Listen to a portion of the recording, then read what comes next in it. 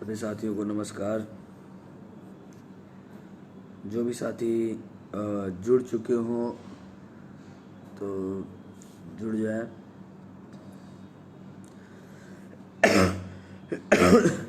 जितने बैग लगे हुए साथी हैं जारी हुआ है वो जुड़ जाए।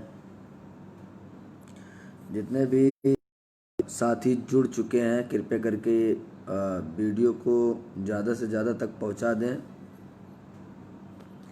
क्योंकि जो जियो जारी हुआ है ये साथी परेशान है तो कुछ लोग के अंदर समंजस है और कुछ लोग खुशी हैं तो कुछ लोग के अंदर निगेटिविटी आ रही है, कुछ लोग के अंदर क्या आ रही है, जिससे तो बहुत सारी समस्याएं। फ़ोन आ रहा है, मेरी तबीयत थोड़ा ज़्यादा ठीक है नहीं और माताजी पिताजी के आने की वजह से मैं घर चला आया क्योंकि तबीयत ज़्यादा ख़राब हो गई थी। इसलिए जो है मैं यहाँ पे अपने निवास स्थान पे हूँ और बहुत सारे जियो जारी होने की वजह से बहुत सारे साथी परेशान थे। मेरे कुछ संघर्षशील साथियों का फ़ोन आया लाइव आ जाइए, जिससे बहुत सारे साथी बहुत खुश हैं, कुछ साथी परेशान भी हैं। तो मैं उनको बताना चाह रहे उनके अपनी बात को रखने के लिए और उनको समझाने के लिए यहाँ पे आया हुआ हूँ। तो मैं चाहता हूँ कि सभी साथी, अगर मेरी आवाज़ आप सबके पास पहुँच रही है तो आप सब कमेंट बॉक्स में ज़रूर बताएं जिससे जो है कि मेरी आवाज़ आप तक पहुँच रही है। जुड़ चुके हैं कृपया करके कमेंट बॉक्स में बता दें कि आवाज़ मेरी स्पष्ट आ रही है या नहीं आ रही है।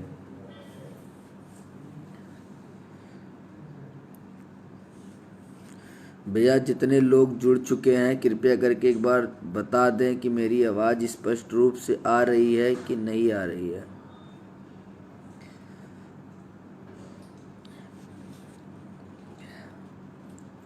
जिससे मैं अपनी आगे की बात रख सकूं। अगर आप सभी साथी कमेंट बॉक्स के माध्यम से बता देंगे तो हमें सही रहेगा कि मैं, क्योंकि अपने निवास स्थान में हूँ, यहाँ पे नेटवर्क प्रॉब्लम हो रही है और हमें नहीं लगता कि कुछ आवाज़ की प्रॉब्लम आ जाए और आखिर में पता लगे कि मेरी आवाज़ नहीं आ रही थी और आप सब बाद में कहते हैं भैया लाइव वीडियो में आवाज़ नहीं आती है। तो वो समस्याएं आप सब पहले बता दीजिए जिससे मैं आगे की बात रख सकूं। जो साथी जुड़ चुके हैं कमेंट बॉक्स में बता दें।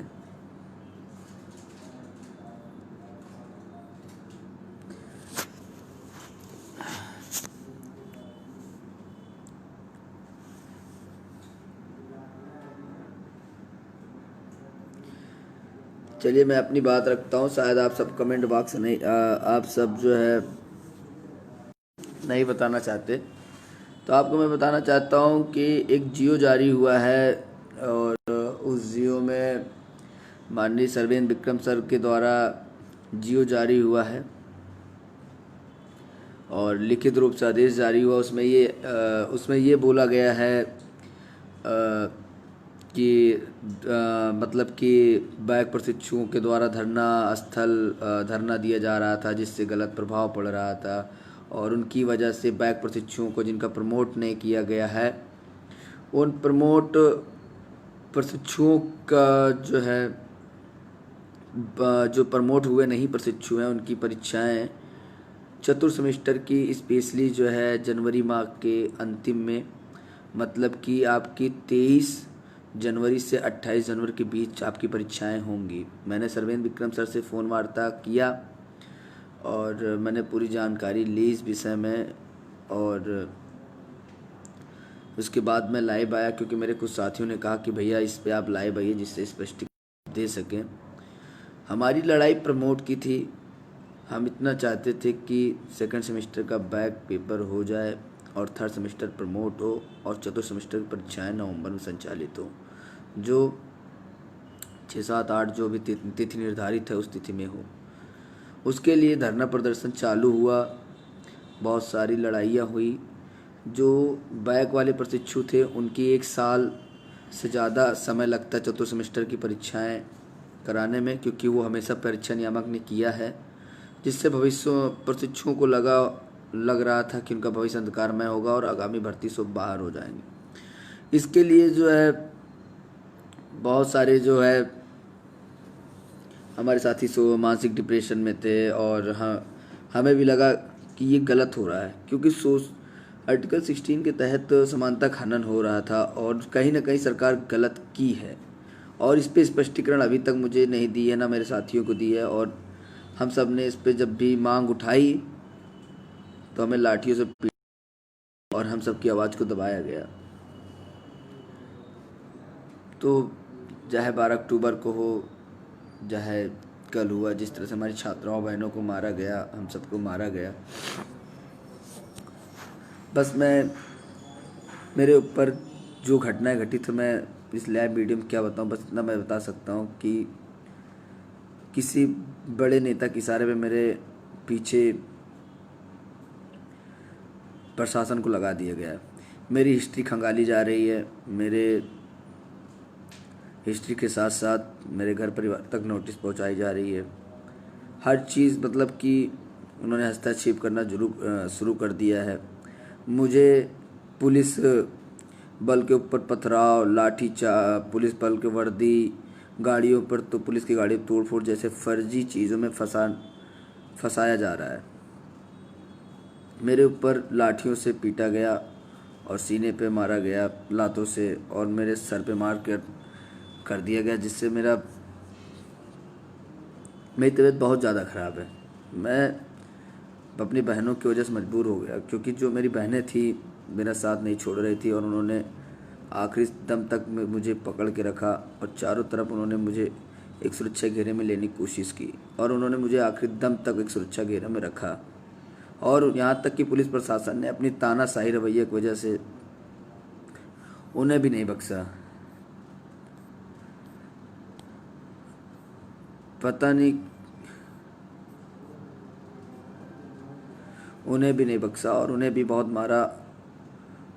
मेरा मन इतना व्यतीत हो गया, इतना दुख हुआ, अंतर आहत हुआ मैं, कि मैं देखा कि जब छात्राओं को इस तरह से मार रहे हैं और छात्राएं रो रही थी, और मेरा मन बहुत दुखित था कि मैं क्या कर रहा हूँ कि मेरी बहनें मार खा रही हैं मुझे बचाने के चक्कर में, मेरे साथ वो भी मार खा रही हैं। आखिरी में उन्होंने हम सबको वहाँ से बहुत बेदर्दी से मारा गया। मारने के बाद हम सबको भगाने की कोशिश किया। जब मैं आगे जाके एक धर्मशाला बैठता हूँ तो वहाँ पुलिस फोर्स आकर दोबारा मुझे मारने और मेरा नाम पूछ कर मार रही थी। पूछती थी रजत सिंह कौन है, और प्रशिक्षु से पूछती रजत सिंह कौन है। जब प्रशिक्षु ना बताए तो मैं आता था, प्रशिक्षुओं को प्रताड़ित करते थे। जब मुझसे देखा नहीं जाता था मैं आके बोलता था सर क्या हुआ, कैसे हुआ। पूछती थी कि तुम रजत सिंह हो। जब मैं बोला कि रजत सिंह मैं हूँ तो उन्होंने मुझे बेदर्दी से मारना शुरू कर दिया, मेरी मोबाइल छीन लिया, मुझे मारना पीटना शुरू कर दिया। मुझे धमकी दी गई, हर स्तर से प्रयास किया गया, यहाँ तक उनका पेट नहीं भरा तो उन्होंने मुझे सभी प्रशिक्षु साथियों के बीच में ये कहा कि रजत सिंह ने पुलिस की गाड़ी में तोड़फोड़ करवाई, पथराव करवाया, ये करवाया, वो करवाया, वर्दी पे ये करवाया, फर्जी मुकदमे पंजीकृत करवा दिए।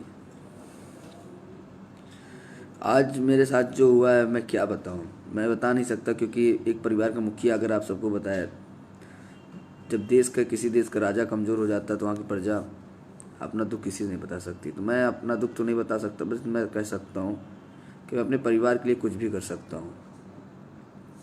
इतना मैं कर सकता हूँ कि अपने परिवार के लिए कुछ भी कर सकता हूँ, कि इतना लगाव हो गया है डीलेट परिवार से मुझे कि अपने माँ बाप के और भाई के बराबर मैं अपने डीलेट परिवार को मानता हूँ। और मुझे पता है कि इसमें कुछ सारे कुछ बैच की लड़ाई लड़ते हैं, कुछ फेल और पास की लड़ाई लड़ने वाले होते हैं, कुछ नौकरी की और कुछ अपने सेमेस्टर की लड़ाई लड़ने वाले होते हैं, जो इस दोनों के बीच में मैं फंस जाता हूँ और मुझे गालियाँ दी जाती है। लेकिन मैं अपने परिवार से कभी नाराज़ नहीं होता हूँ। मैं हर लोगों की बात सुनता हूँ, हर मुद्दे पर साथ देता हूँ। बस मेरी लड़ाई अपने डीलर परिवार के लिए है। अगर वो किसी भी मुसीबत में रहेगा तो मैं हर मुद्दे पर लड़ूंगा। बस तबीयत ख़राब थी, लेकिन साथियों ने कहा था कि जियो का जिक्र ज़रूर करना, तो मैंने SCRT निदेशक और विभिन्न सलाहकार मंडली सर सबसे बात किया। उन्होंने कहा आपकी परीक्षाएं जो है जनवरी में लिखित रूप से मैं आज जियो जारी कर दिया हूँ। उनका फ़ोन आया था, स्वास्थ्य के बारे में जानकारी उन्होंने लिया। हमने कहा सर, अगर आप प्रमोट के मुद्दे पर जियो जारी कर देते तो इस तरह की आपको हाल चाल नहीं लेना होता। उन्होंने बताया कि लिखित रूप से जियो आदेश जारी कर दिया हूँ।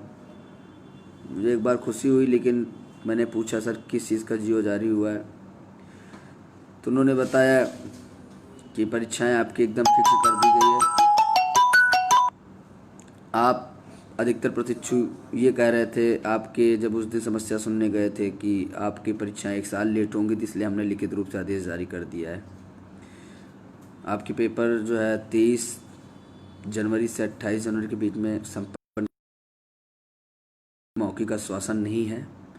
यह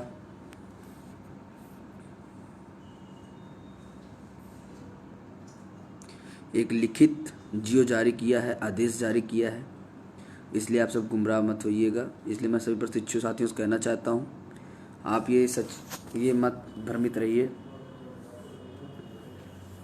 यह एक लिखित आदेशित पत्र है और आपकी परीक्षाएं इसी के बीच में होना तय है, और इससे ना आगे होगा, पहले संचालित हो सकती है लेकिन बाद में संचालित नहीं हो सकती, क्योंकि एक लिखित आदेश का एक प्रारूप होता है और कोई लिखित आदेश नहीं पारित करता है।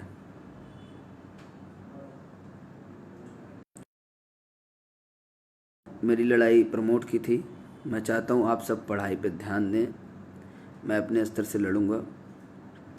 मैं अपने माँ बाप से मजबूर हो गया था। आज मेरे माँ बाप मुझे लखनऊ देखने आए। उनको किसी कारणों, किसी सूत्र के माध्यम से पता लगा कि मेरी तबीयत ज़्यादा ख़राब है, और जिसकी वजह से उन्होंने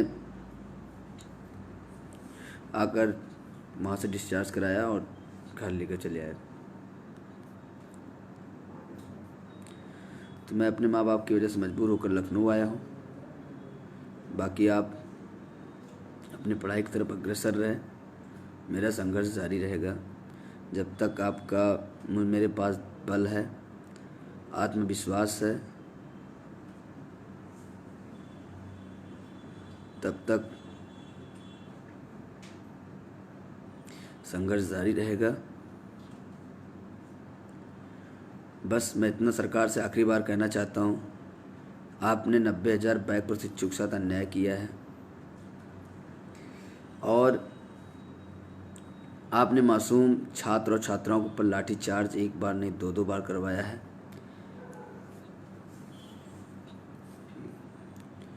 आपने जो जियो जारी किया है, उस जियो में आपने भेदभाव अपनाया है और आपने मेरा जवाब हर बैठक में नहीं दे पाए थे, और मुझे आपने आश्वस्त किया था जियो जारी करने के लिए।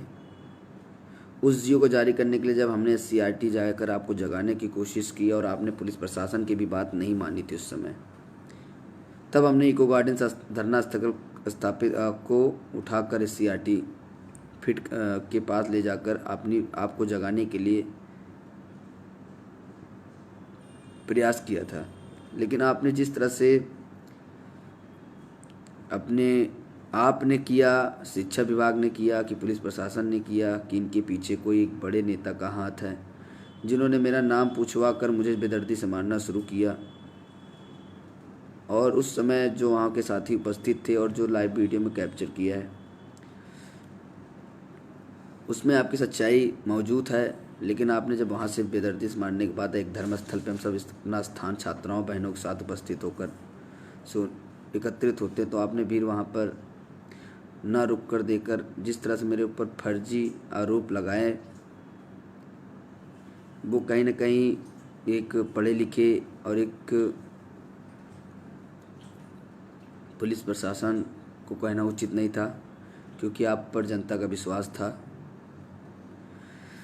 बाकी मैं उत्तर प्रदेश सरकार और उत्तर प्रदेश शासन और शिक्षा विभाग से कहना चाहता हूँ कि आपके ऊपर क्या विश्वास करने लायक नहीं है और आप इतने योग्य नहीं हैं कि आप एक अच्छा जियो संचालित कर सकते थे। प्रमोट मैटर पे आपने हम सब प्रशिक्षुओं की आवाज़ को दबाया है, हमारी जायज़ मांगों को आपने मार पीट कर दबाया है। आपने जल्दी जल्दी में आदेशित पत्र जियो जारी कर दिया जनवरी पेपर का कि बच्चे जब जल्दी पेपर करवा देंगे, जब बच्चों का जल्दी पेपर करवाने के लिए निर्धारित तिथि घोषित कर देंगे, जियो आदेश जारी कर देंगे, तो बच्चे अपना मांग नहीं मांगेंगे और प्रमोट के लिए नहीं कहेंगे। और हाँ, ये चीज़ मैं देख भी रहा हूँ कि जियो जारी होने के बाद बहुत सारे बच्चे खुश हैं। उनको ये हो रहा है कि जहाँ पर 1 साल लेट होने वाला था सेमेस्टर, वहाँ पर अब हमारा 1 महीना 2 महीने के बाद पेपर एकदम निर्धारित हो चुका है लिखित रूप से। तो इसमें से 80% बच्चे तो खुश हो गए हैं, लेकिन 20% बच्चे अभी भी नाखुश हैं। कहीं ना कहीं उनके अंदर मन में सवाल उठ रहा है, उठना तो 100% बच्चों के बैक वाले प्रशिक्षु को उठ रहा है, क्योंकि उनका हक था, अधिकार था। वो कोई नौकरी नहीं मांग रहे थे, वो यूजीसी गाइडलाइन के तहत, आपके हायर एजुकेशन पॉलिसी के तहत और इस कोविड जैसी वैश्विक महामारी के तहत जो नियमावली जारी हुई थी प्रमोट करने का नियम, उसके तहत वो मांग रहे थे। अगर आप और हमारी मांग जायज़ ना होती, अगर हम सबकी मांग जायज़ ना होती, तो आप इतने सख्ते में ना आते और इतने दबाव में ना आते।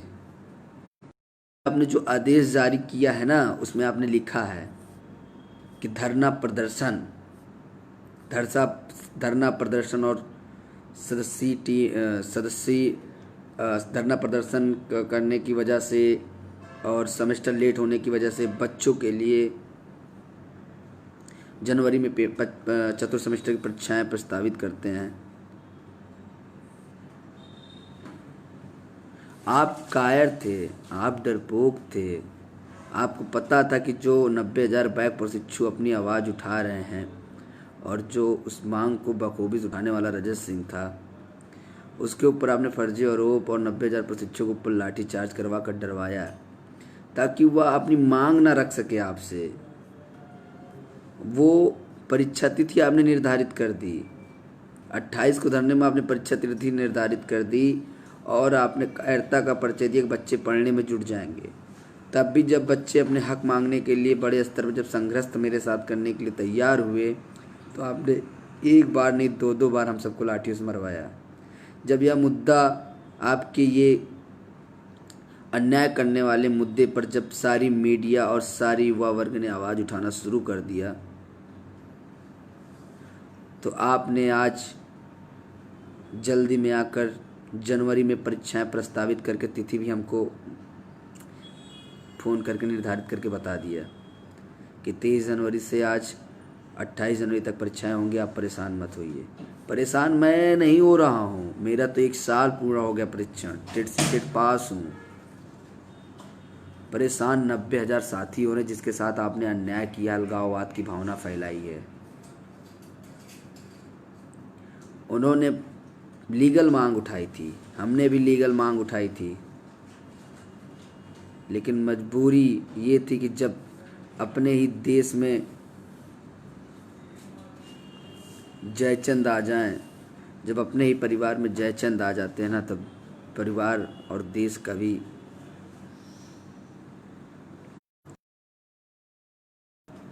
कहीं ना कहीं मेरे डीएलएड परिवार में भी कुछ जयचंद आ गए थे। मेरी हार के 2 कारण थे। पहले 90,000 प्रशिक्षुओं में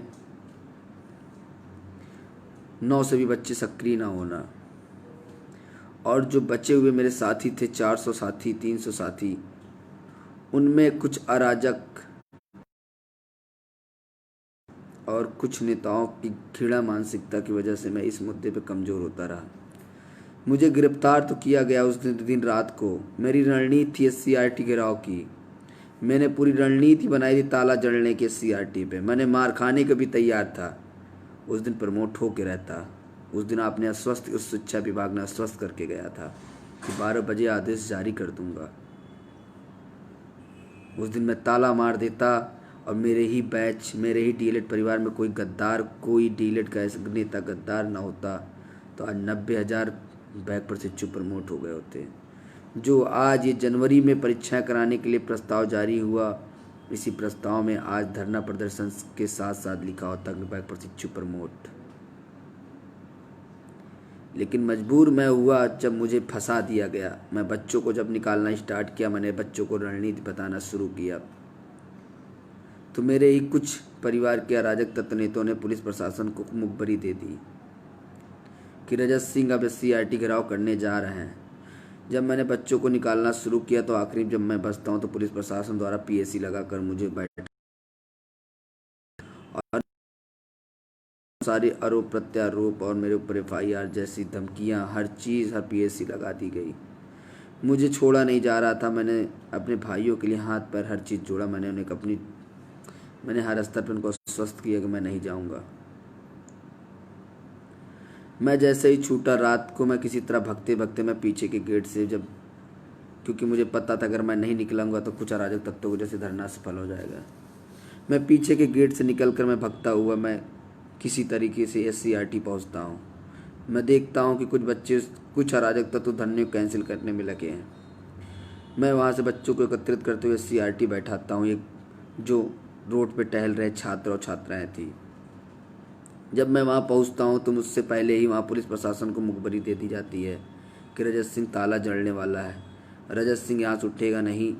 और वो पूरा घेर के बैठा, और जब तक सरवेंद्र विक्रम सर आज रात में नहीं आ जाते 7-8 बजे और लिखित आश्वासन नहीं देते, तब तक SCRT के 2 ताले वहाँ पे जड़े रहेंगे और वो हर स्तर पे तैयार रहेगा लड़ने के लिए। लेकिन आपने देखा होगा एक वीडियो वायरल हो रहा है, पहुँचते ही CO सिटी और वहाँ का प्रशासन जैसे ही आते ही मुझसे पूछता है कि तुम्हारा नाम क्या है। मैं बोलता हूँ मेरा नाम रजत सिंह है। बोलता तुम ही साले रजत सिंह हो, और मुझे मारना पीटना शुरू कर देता है और लातों से मेरे सीने पे और मेरे सरों पे लाठियों से मारता है, पीठों पे मारता है। लेकिन मुझे मेरी वीरांगनाएं बहन, जो मेरी बहन से भी बढ़कर हैं, उन्होंने मुझे चारों तरफ से घेरते हैं, लेकिन पुलिस अपने चालों पे बाज नहीं आते हैं। वहाँ पे एक भी महिला कांस्टेबल नहीं थी, लेकिन छात्राओं के कपड़े और लाठियों से पीटा गया। मैं अपनी माँ की कसम खा के कहता हूँ, मैं इतना अंदर से दुखित हुआ, अंतराहत हुआ, मैं इतना लज्जित हुआ अपने अंदर कि आज मेरी बहनों को आज मेरे सामने मारा गया। मैं बहुत दुखित हुआ, वो घटना को देखकर मैं बहुत ही दुखित हुआ, बहुत ज़्यादा परेशान हुआ इस मैटर पे। मैं रात भर सोया नहीं। मैं अपनी बहनों को एकत्रित करने के लिए लाठीचार्ज हुआ। जहाँ पे बेदर्दी से मारा जाता है, मेरे सामने मेरी बहनें मुझे बचाने आ रही थी, उनको भी बहुत मारा जाता है, लेकिन मेरी बहनें मेरा साथ नहीं छोड़ती। शायद वो बहनें ना होती था जिस तरह से मुझे मारा गया है। डॉक्टर ने मुझे बताया कि मेरे साथ क्या क्या हुआ है। मेरे बहुत हाल ख़राब है। बस इतना बताना चाहता हूँ।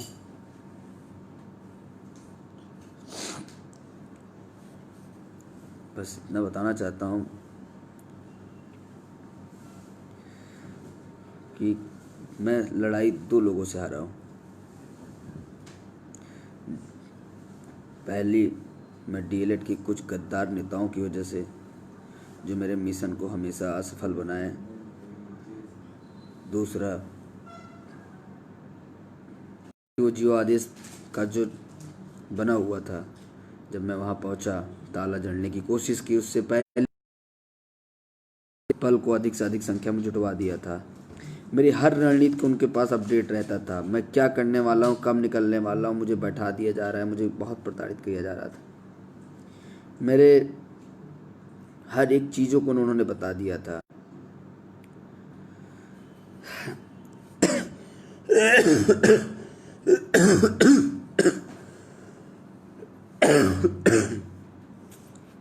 बस बहुत इस लड़ाई में बस मैं हारा तो अपने जयचंदों से हारा। बस जो जियो प्रमोट का आज था कि अगर सरकार से अगर तुम जीत लेते, सरकार से कोई मांग तुम ले लेते, सरकार दोबारा इस तरह का कदम ना उठाती। आगे बहुत लड़ाई है, आगे भी बहुत लड़ाई है जिसमें सरकार बहुत चीज़ें करेगी तुम सबके साथ, अत्याचार चाहे आगामी। बस मैं इतना कहना आया था कि जो एजीओ जारी हुआ है वह सही है। माननीय डायरेक्टर सर, डिप्टी डायरेक्टर द्वारा हमारे पास फ़ोन करके हालचाल लेने के बाद इसकी चीज़ की हमें जानकारी दी गई है।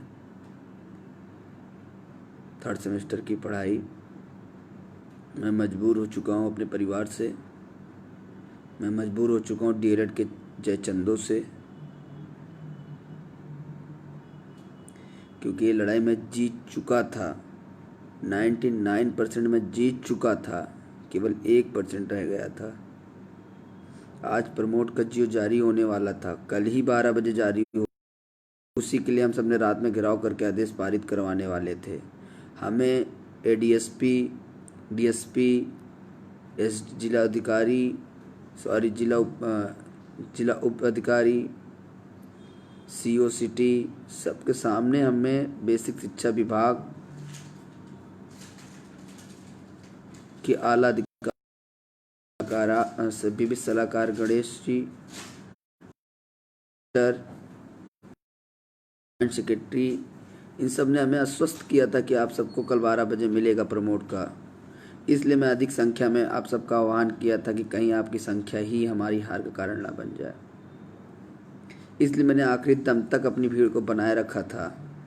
और जब 12 बजे का आश्वासन दिया गया नहीं पूरा हुआ तो हम सब ने शाम को SCRT घेराव करने के लिए ताला जड़कर आदेश निकलवाने के लिए प्रयास किया, जहां पर कुछ विरोधियों द्वारा उन्हें पहले ही सूचित कर दिया गया था, प्रशासन को और विभाग को, और कुछ प्रशिक्षु साथियों द्वारा भी पता चला कि वह ये सब चीज़ को सफल नहीं होना देना चाहते हैं। मैं उनसे कहना चाहता हूँ कि मुझे गिराने से क्या मिला, मुझे गिराने से मेरा कोई कुछ नहीं हुआ, लेकिन जो 90,000 छात्र और छात्राओं के भविष्य के साथ खिलवाड़ हो गया। मुझे पता है कि 90 इसमें से 80% छात्र खुश हो चुके हैं, क्योंकि उनकी परीक्षाएं जनवरी में होने से उनका केवल 1 महीना 1.5 महीने का ही समय व्यतीत होगा और वह अपनी तैयारी भी बना लेंगे और खुश भी हो चुके हैं 80%। लेकिन 20% साथी भी अभी भी असंतुष्ट हैं, क्योंकि उन्हें लगता है कि उनका हक का हनन हुआ है। और विभाग भी डर कर, आपने देखा होगा आदेशित पत्र में साफ साफ लिखा है कि धरना प्रदर्शन की वजह से अवरोध और विभाग के दबाव में था, इसलिए परीक्षाएं और सेमेस्टर लेट होने का प्रे था, इसलिए हम सब लिखित आदेश जारी करते हैं।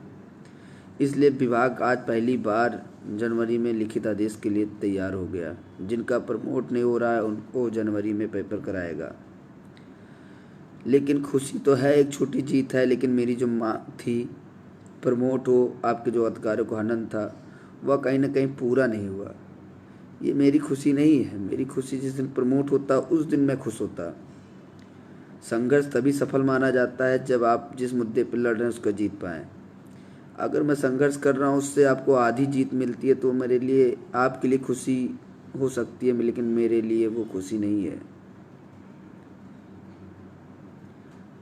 और उन्होंने वादा किया कि इनका सबका जो छूटे हुए हैं उनका भी बैक पेपर हो जाएगा निर्धारित समय में।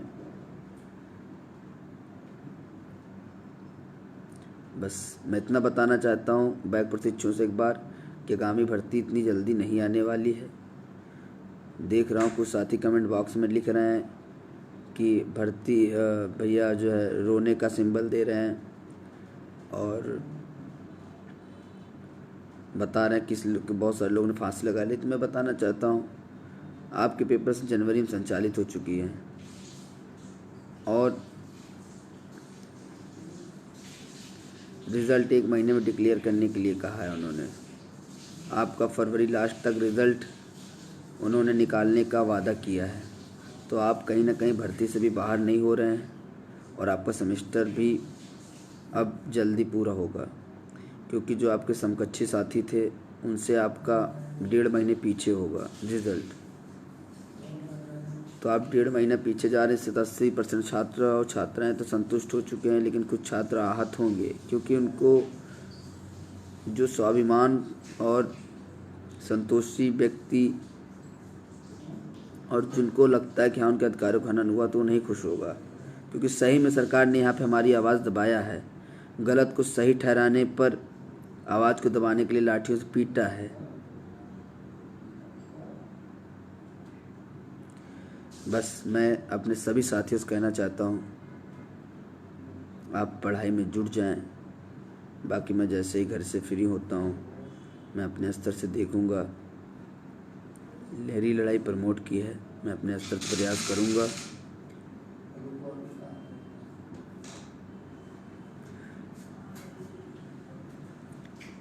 बस इतना बातें थी जो आप सबसे करना चाहता था कि जियो का जो सार था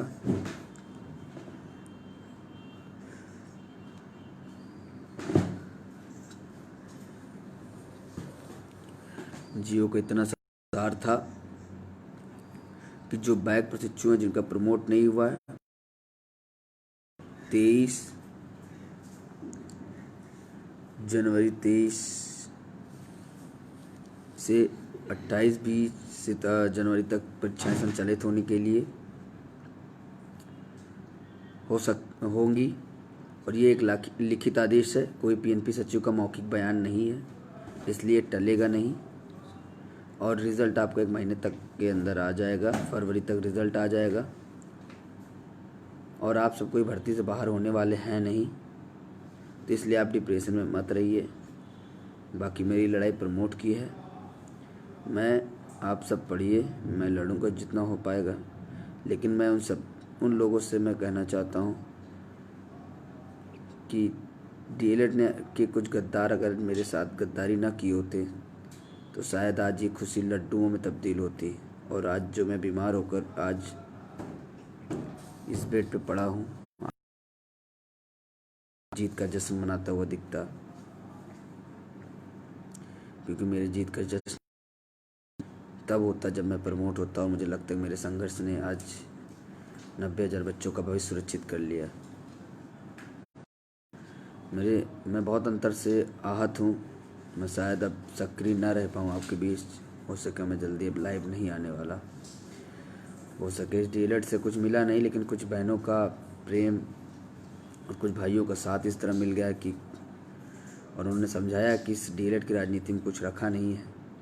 क्योंकि भैया मैंने अपनी आंखों से सुना है, अपनी कानों से सुना है, आंखों से देखा है, और प्रशासन के कुछ खास अधिकारियों ने भी कहा है कि आपके ही परिवार में कुछ गद्दार हैं जो नहीं चाहते कि तुम आगे बढ़ो, और वो नहीं चाहते कि तुम कुछ करो। तो इसलिए पहले अपने परिवार को मजबूत करो, जिसके लिए लड़ रहे हो कम से कम वो तुम्हारे साथ हो। बहुत सारी बहनें उस दिन रो रही थी, और कुछ सारी बहनें जो उपस्थित थी आज सुबह, वो भी बहुत जो हॉस्पिटलाइज में थी, उन्होंने आखिरी जाते जाते यही कहा, भाई मेरी एक बात मान लो कि इस सब से दूर हो जाओ। क्योंकि पुलिस प्रशासन द्वारा उन्होंने उस दिन सोकर सुना कि मुझे किस तरह से फंसाया जा रहा था। मेरे ऊपर फर्जी आरोप लगाया गया कि मैंने पुलिस की गाड़ियों में पथराव किया, तोड़ फोड़ किया, पुलिस की वर्दी फाड़ी। इस तरह की घटनाएं मेरे ऊपर आरोप लगाए गए। बस मैं इतना कहना चाहता हूँ आप सबसे, मैं आप सबके साथ हूँ। जो भी मेरे सामने, जो भी जिसके साथ अन्याय होगा उसके साथ रजत सिंह खड़ा रहेगा। मेरी लड़ाई मैं अपने परिवार के लिए लड़ता हूँ, न कि किसी बैच के लिए लड़ता हूँ। आगे भी लड़ूंगा। 16, 17, 18, 19, उससे किसी से कुछ नहीं मतलब। बस मुझे मतलब है कि किसी के साथ अन्याय ना हो। अन्याय होगा तो न्याय के लिए मैं लड़ूंगा, चाहे जान रहे या ना रहे। मेरे लिए मेरे परिवार सब कुछ है। मेरा केवल एक सपना था कि मैं डीएलएड को ब्रांड बनाना चाहता था। मेरा सपना पूरा हो चुका है। इसलिए आपने मेरी फेसबुक आईडी पे भी देखा होगा कि मैंने लिखा है रजत सिंह डीएलएड, क्योंकि मुझे जब से मैंने डीएलएड किया है तो मेरा एक सपना था कि डीएलएड एक ब्रांड बने। जैसे बीटेक, बीडीएस, एमबीबीएस, इन सारे कोर्सों का संचालन होता है, इनका एक अलग विभाग होता है, इनका अलग रुतबा होता है।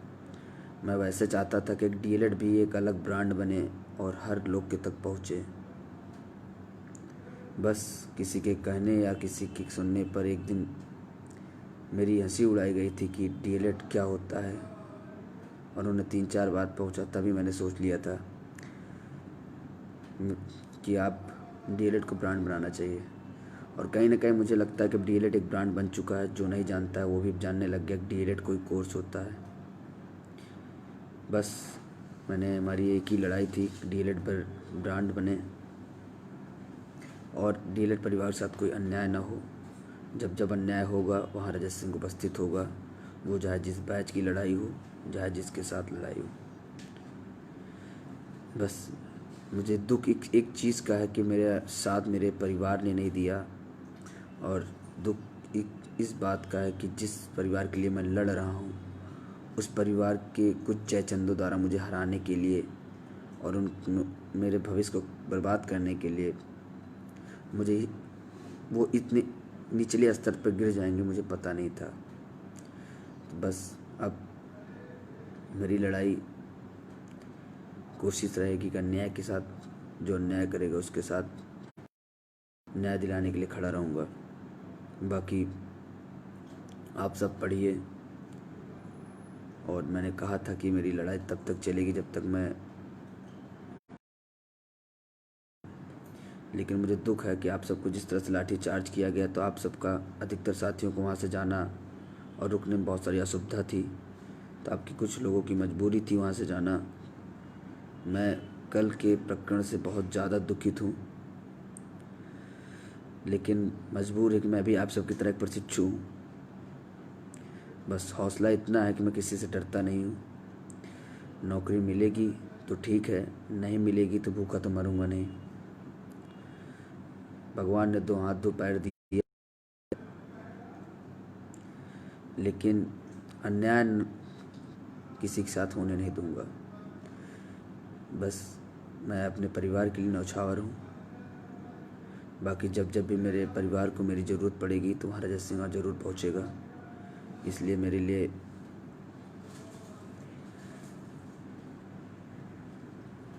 इतनी दुआ करना कि मैं जिस मुद्दे पर लड़ूँ उस पर जीतूँ, और वहाँ पे जयचंद उपस्थित ना हो जिससे मैं वो मेरी हार का कारण बने और उससे मैं मानसिक तनाव में आऊँ। बस आप सब पढ़िए, मैं आप सबकी दुआ आशीर्वाद से अब ठीक हूँ। बस कल के जिस तरह से लाठी चार्ज और बेदर्दी से मारा गया है मेरे बहनों को, मेरे भाइयों को, उसके लिए मैं पुलिस प्रशासन की और उनके पीछे छिपे हुए कुछ बड़े नेताओं की मैं निंदा करता हूँ। बस जय हिंद, जय भारत।